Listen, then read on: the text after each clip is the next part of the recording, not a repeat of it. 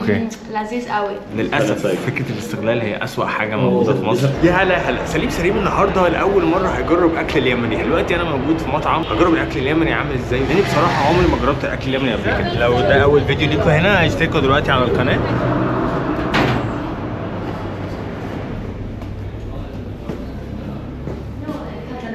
They had a rooftop so يلا بينا بالهنا والشفا. اوكي كنت بحاول ان انا اصور في المكان اللي بيتعمل فيه الاكل والمطبخ، ولكن هم مش حابين، فهنبدا نصور كده الاكل وهو جاهز. هم اللي طلبوا الاكل انا ما طلبتش، هم هيعرفونا بقى اسماء كل حاجه هناكلها ايه، ونشوف كده تفاصيل كل حاجه. ايوه فاهسة ايوه. اوكي لذيذ قوي.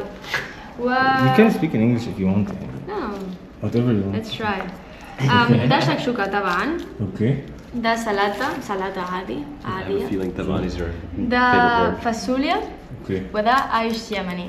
الأحسن عيش. Okay. You didn't introduce yourself first. Your name and where are you from? اسمي عينارة. وأنا من برشلونة من اسبانيا. حاسس ان هو شبه الفاصوليا جدا، بس هو في قطع لحم كده، فحاسس الموضوع مختلف شويه. طيب هو عجبني صراحه، بس حاسه اكل عادي يعني، حاسه طبيخ مصري عادي، مش حاسس فيه فرق كبير. It's known as Egyptian food. It's like there's no difference. Oh really? Yeah, we call it sabanach in Egypt. It's like sabanach with meat. It's the same taste and everything. How long have you been in Egypt?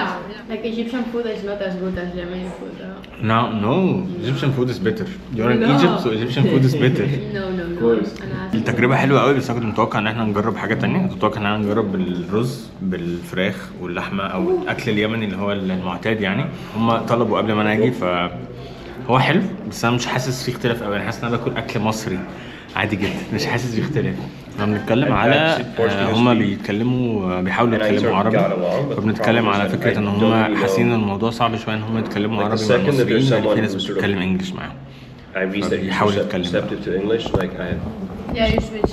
Yeah, I switch even if they don't understand me. When I see that I can't express myself in Arabic and they don't understand me, just go into English, even though they don't understand me.